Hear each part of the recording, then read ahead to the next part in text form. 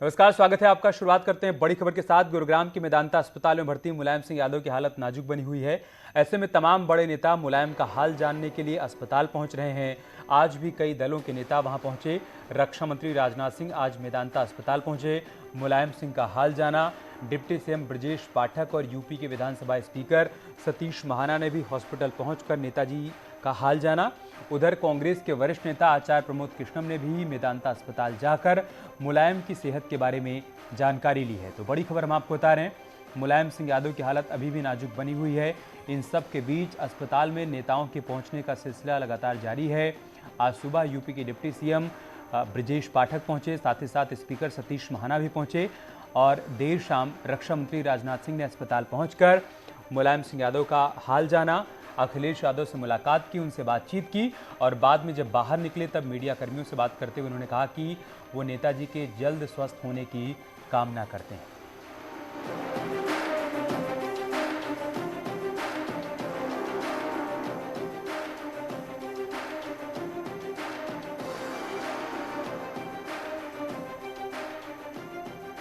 ये तस्वीरें आप देख पा रहे हैं जब विधानसभा अध्यक्ष सतीश महाना पहुंचे थे मेदांता अस्पताल मुलायम सिंह यादव नेताजी का हाल लेने के लिए। डिप्टी सीएम ब्रजेश पाठक भी पहुंचे, उन्होंने भी अस्पताल पहुंचकर मुलायम सिंह यादव के घर वालों से मुलाकात की, हाल जाना नेताजी का। और देर शाम रक्षा मंत्री राजनाथ सिंह भी पहुंचे, उन्होंने मेदांता अस्पताल पहुंचकर न सिर्फ नेताजी के स्वास्थ्य के बारे में जानकारी ली बल्कि अखिलेश यादव से मुलाकात कर बाद में मीडिया कर्मियों से बातचीत करते हुए ये भी कहा कि वो नेताजी के जल्द स्वस्थ होने की कामना करते हैं।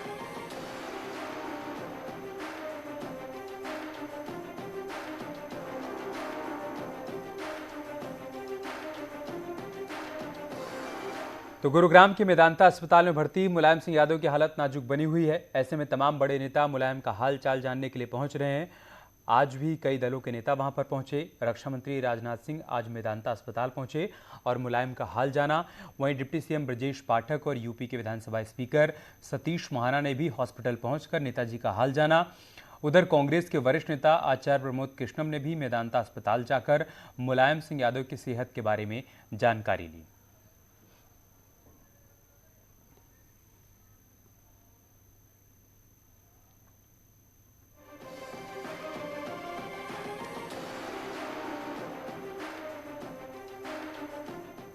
और गुरुग्राम के मेदांता अस्पताल से हमारे सहयोगी धर्मवीर सिंह इस वक्त हमारे साथ जुड़ चुके हैं। हम सीधा उनके पास चलते हैं। धर्मवीर, अभी वहां से क्या जानकारी, क्या अपडेट है? क्या देर शाम भी कोई मेडिकल बुलेटिन जारी किया गया? और इसके अलावा हम तस्वीरें देख पा रहे हैं, रक्षा मंत्री राजनाथ सिंह पहुंचे थे, डिप्टी सीएम ब्रजेश पाठक पहुंचे थे, प्रमोद कृष्णम भी पहुंचे थे, सतीश महाना ने भी हाल लिया है अस्पताल पहुंचकर। अभी और कौन कौन नेता वहां पर पहुंचे हैं और हेल्थ बुलेटिन क्या जारी किया गया है क्या?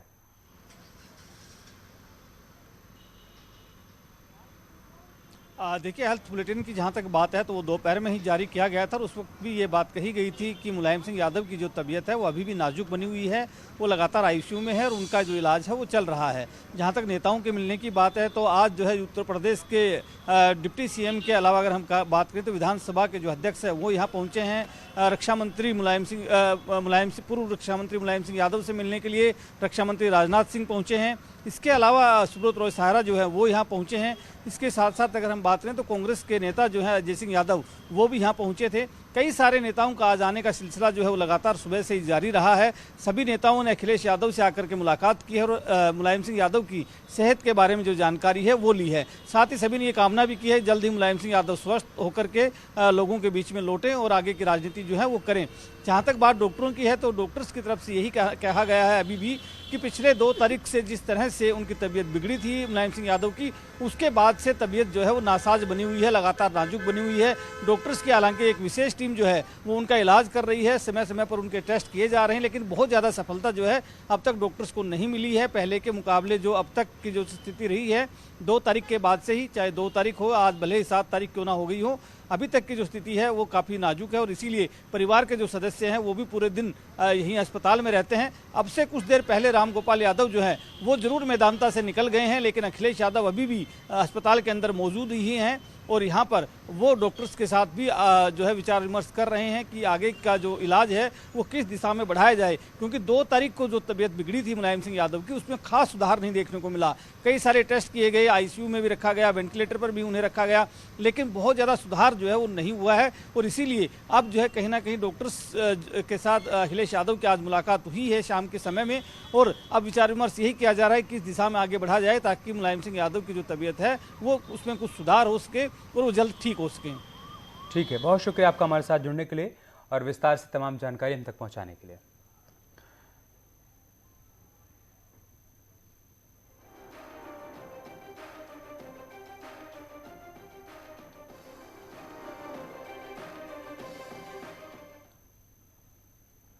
इधर मुलायम सिंह यादव के जल्द स्वस्थ होने को लेकर एसपी कार्यकर्ता और आम लोग लगातार प्रार्थना भी कर रहे हैं। हम आपको 2 जगहों की तस्वीरें दिखाएंगे। ये तस्वीरें लखनऊ और कानपुर से आई हैं। लखनऊ विश्वविद्यालय के छात्र नेताओं ने हनुमान सेतु मंदिर में बजरंग बाण और हनुमान चालीसा का पाठ कर नेताजी के शीघ्र स्वस्थ होने की कामना की। तो वहीं कानपुर देहात में एसपी कार्यकर्ताओं ने हवन कर पूजा अर्चना की और नेताजी के जल्द ही स्वस्थ होकर घर आने की कामना की।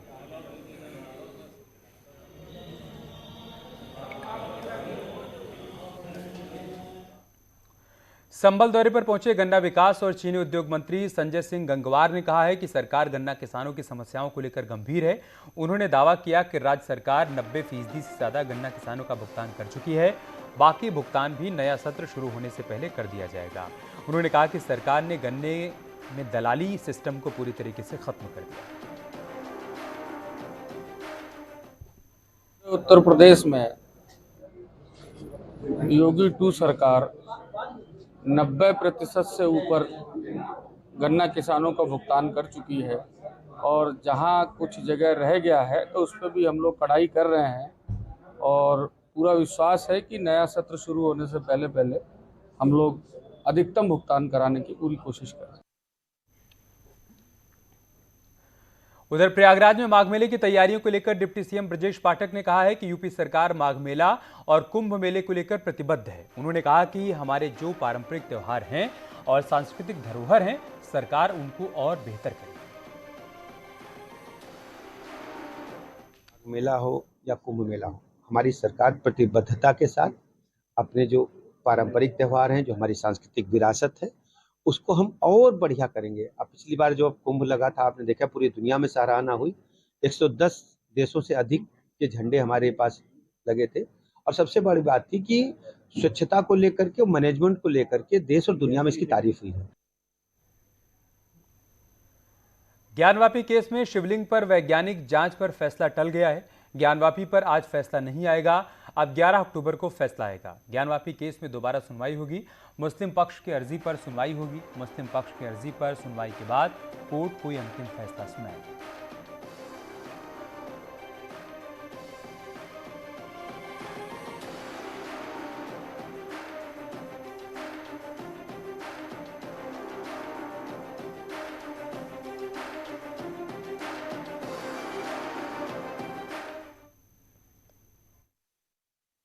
आज माननीय न्यायालय ने हम लोगों को दोबारा इस मुद्दे पे जो एप्लीकेशन है साइंटिफिक इन्वेस्टिगेशन की, उसमें कार्बन डेटिंग और जो साइंटिफिक इन्वेस्टिगेशन की मांग की गई है उसमें दोबारा माननीय न्यायालय ने उसकी क्लैरिफिकेशन के लिए आज लगाया था। माननीय न्यायालय ने जब कोर्ट बैठी तो उन्होंने ये कहा कि इस केस में ऑर्डर पास करने से पहले हम कुछ क्लैरिफिकेशन चाहते हैं और हमने अपना क्लैरिफिकेशन कोर्ट के सामने दे दिया है। मुस्लिम पक्ष इस पर अपना प्रत्युत्तर देगा, जिसके लिए 11 अक्टूबर मंगलवार को लगाया है 2 बजे। माननीय न्यायालय उनको सुनने के बाद इसमें अपना ऑर्डर पास। 11 अक्टूबर को क्या मान के चले कि फैसला 11 अक्टूबर को माननीय न्यायालय मुस्लिम पक्ष को सुनेगा जो इसमें अपना प्रत्युत्तर देना चाहते हैं, आज जो हमने क्लैरिफिकेशन दिया था, और उसके बाद 11 अक्टूबर के बाद माननीय न्यायालय इसमें अपना फैसला सुनेगा। नहीं, क्लैरिफिकेशन कोर्ट ने हमसे मांगा था। कोर्ट ने हमसे एक क्लैरिफिकेशन मांगा था कि जो शिवलिंग मिला है 16 मई को, क्या वो पार्ट ऑफ सूट प्रॉपर्टी है कि नहीं, जिस पे हमने ये बताया कि हमने अपने सूट में विजिबल और इनविजिबल डेटीज की मांग की है। और जब वजू खाने में जो पानी था जब वो कम किया गया तो जो इनविजिबल डेटीज थे वो विजिबल डेटीज हो गए, पहली बात। दूसरी बात, कोर्ट ने कार्बन डेटिंग और साइंटिफिक इन्वेस्टिगेशन पे भी क्लैरिफिकेशन मांगा, जिसपे हमने बात रखी कि ऑर्डर 26 रूल 10A में सीपीसी में व्यवस्था है कि कोर्ट साइंटिफिक इन्वेस्टिगेशन के लिए एक टीम गठित करके एक सर्वे कमीशन अपॉइंट कर सकता है। इन दोनों मुद्दों पे कोर्ट के सामने हमने अपना क्लैरिफिकेशन रख दिया है। आज मैं आपको दोबारा बताना चाहता हूं, कोर्ट ने इस केस को ऑर्डर के लिए रखा था, पर कोर्ट की ये पावर है, इनहेरेंट पावर है कि अगर ऑर्डर पास करने से पहले उनको कोई क्लैरिफिकेशन चाहिए होता है तो वो काउंसिल से मांग सकती हैं। तो हमारे सीनियर और हमने, हरिशंकर जैन साहब ने और हमने पिटिशनर नंबर 2 से 5 की तरफ से अपना क्लैरिफिकेशन कोर्ट के सामने रख दिया है। और मुस्लिम पक्ष उसका प्रत्युत्तर देना चाहता है, उसके लिए कोर्ट ने 11 अक्टूबर रखी है। 11 अक्टूबर को मुस्लिम पक्ष को सुनने के बाद कोर्ट इसमें अपना फैसला सुनाएगा। यानी कि फैसले में भी वक्त लगेगा, थोड़ा वक्त लगेगा, 11 अक्टूबर के बाद फैसला। विष्णु जी, अब क्या होगा? विवादित है, इस वक्त विष्णु जी, विष्णु जैन है, विष्णु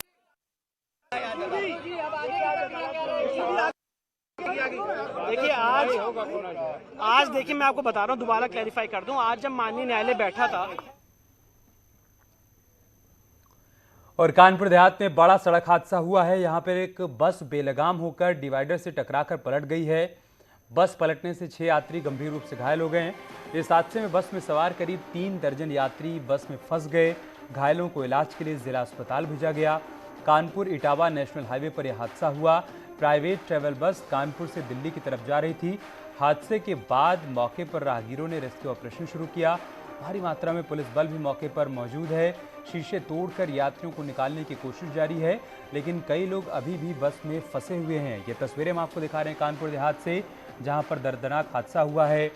ये बस हादसे का शिकार हुई है और जानकारी के मुताबिक बस में कई यात्री फंसे हुए हैं। हादसे के फौरन बाद प्रशासन को सूचना दी गई। प्रशासनिक टीम मौके पर मौजूद है। यात्रियों को बस से निकालने की कवायद की जा रही है। 6 यात्री गंभीर रूप से घायल हुए हैं। ये बस दिल्ली आ रही थी और उससे पहले ही कानपुर में हादसे का शिकार हुई।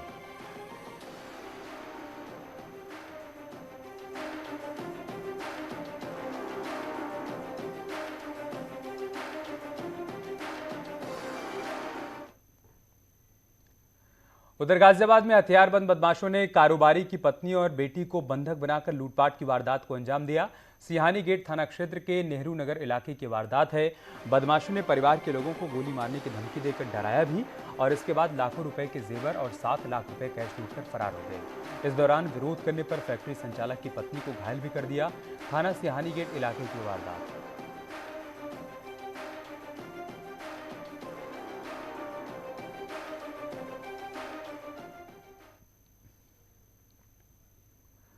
नोएडा के सेक्टर 3 में प्लास्टिक फैक्ट्री में भीषण आग लग गई और कड़ी मशक्कत के बाद आग पर काबू पाया गया। गनीमत रही कि इस घटना में कोई हताहत नहीं हुआ। फैक्ट्री में प्लास्टिक ट्रे बनाया जाता था और फैक्ट्री में केमिकल भी रखा हुआ था। फायर ब्रिगेड की टीम ने काफी मशक्कत के बाद आग पर काबू पाया।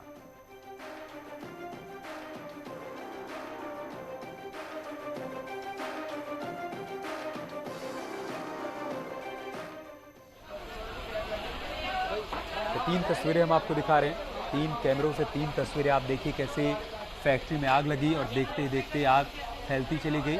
मौके पर दमकल की 10 से ज़्यादा गाड़ियां पहुंची और आग पर काबू पाया गया, लेकिन इस दौरान कैसे आसमान में धुएं का गुबार देखने को मिल रहा था वो आप देख सकते हैं।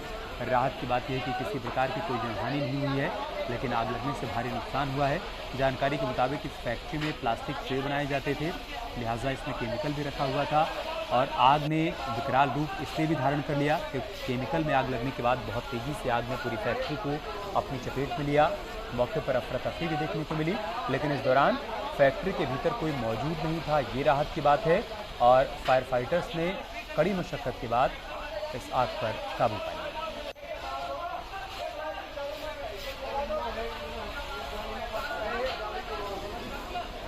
सर लगभग कितनी आग, मतलब अभी तक आपने निरीक्षण किया है, कितनी आग बुझ चुकी है, लगभग कितनी समय लगेगी? काफी आग कितनी गाड़ियाँ पहुँची है, लेकिन अभी धुआं उठ रहा है तो इसको बुझाने का प्रयास कर रहे हैं। लगभग सर कितनी गाड़ियाँ अब तक दमकल विभाग की आ चुकी है? पुलिस के द्वारा कितने आसपास की फैक्ट्री खाली कराया गया? अब तक लगभग 1 दर्जन गाड़ियों जो है इसमें लगी हुई थी और इसमें इसके अलावा और कई उपकरण इसमें लगे हुए हैं। नोएडा के सेक्टर 3 में C14 ये प्लास्टिक की फैक्ट्री है जहां पर प्लास्टिक का दाना बड़ी संख्या में रखा हुआ था और इसमें दोपहर 3 बजे के आसपास आग लगी है, जिसके बाद से दमकल की गाड़ियां यहां पर मौके पर पहुंची और अब तक करीब 10 से ज्यादा दमकल की गाड़ियां मौके पर पहुंच चुकी हैं। आग पर काबू पाने की कोशिशें लगातार की जा रही हैं। आप देख सकते हैं कि रह रहकर अंदर से लगातार धुएं का गुबार उठ रहा है। जो फायर कर्मी हैं वो लगातार जो उनके पास इक्विपमेंट्स होते हैं उनको लेकर के अंदर जा रहे हैं, क्योंकि वहां अंदर सांस लेना भी काफी दिक्कत भरा है। चारों तरफ अंदर धुआं ही धुआं है, इसलिए एक रणनीति के तहत आग पर काबू पाने की कोशिशें लगातार की जा रही हैं। आप देख सकते हैं कि कई दमकल की गाड़ियां मौके पर फिलहाल आई हुई हैं। जो प्रत्यक्षदर्शी जहां मौके पर हैं वो बता रहे हैं कि शुरुआत में जब आग लगी तो उसके बाद गोदाम से लोगों के भागने का सिलसिला शुरू हो गया और अफरा तफरी का माहौल यहां पर बना हुआ था। कैमरामैन जगदीश के साथ अनुपम मिश्रा, न्यूज़ 18 नोएडा।